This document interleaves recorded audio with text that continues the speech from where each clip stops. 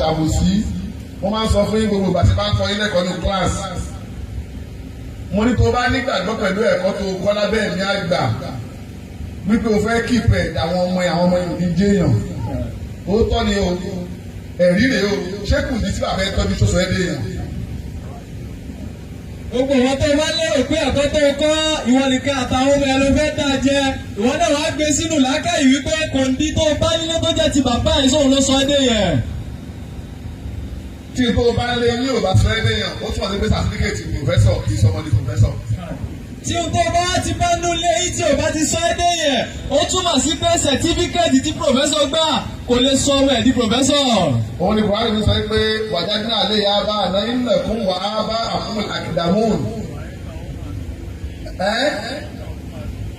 Àdúgbò lé wa ó sọ pé ìtura ìlú bẹ̀ ni pé ó ní tó bá sọ pé àwọn bàbá yìí tó ti dáàbì ẹ̀ ṣe ló bá. Kàwọn wàjáde náà lè yá bá àná làáfà ìlú àbí làwọn àbìdí. Ipe onípe ti dáàbì wa ń ṣe nìyẹn làwa náà ṣe gbọdọ̀ máa ṣe bẹ́ẹ̀.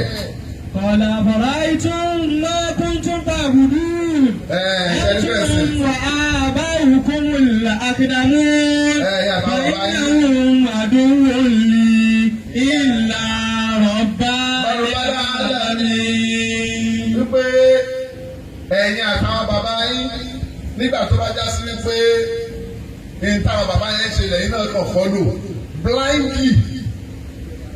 O lè tẹ̀lé ìpasẹ̀ bàbá ẹ but not blindly. Mo máa ń sọ fáwọn èèyàn mo ní èmi bí mi ṣe wà láti kékeré mi. Tí bá ń lọ síbi kankan, làákàyè mi màá kọ́ tì síwájú màmá wa tẹ̀lé. O gbọ́ ìwà. Làákàyè mi màá kọ́ tì síwájú báyìí. Màmá wa tẹ̀lé tí mo ṣe yẹn lọ. Àmọ́ làákàyè yẹn mi kì í jẹ́ kó gbọ́ o. Màá jẹ́ kó gbọ́ gẹ́gẹ́ bó ṣe yẹ kó gbọ́. Tó bá ti gbọ̀ gẹ́gẹ́ bó ṣe yẹ kó gbọ̀ mí ní bùrù kò gbọ́n ayé bí wọ́n ti fẹ́ tọ́ yẹ̀yẹ̀ kí gbọ́n bẹ̀. Wọ́n yìí má ìdí àwọn àríwájú ọ̀gẹ́ yẹn ẹ̀mú láì di àwọn òkè ọ̀yá bring it up bring it up wọ́n á lókè òkè ó sì wà lọ́gbà ìyá jẹ ìyá gba sí ẹ lára wọ́n á lè tó bá dé wọ́n lè ya má bínú ọ̀la pé mo ṣe fẹ́ sọ̀rọ̀ lọ́dọ̀ ẹ mọ̀ ìgbà tó ti má ìdí àwa wọ́n dàbí pé òjò láṣẹ lórí ẹ wọ́n yà sí pé mo á jà àgbà ìdílé kí n fọ́lù so má bínú ó ti bàjẹ́ náà.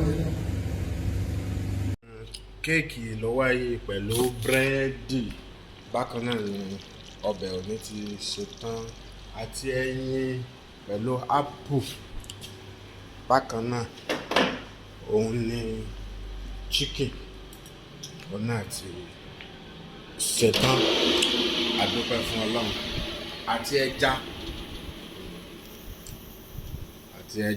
náà ni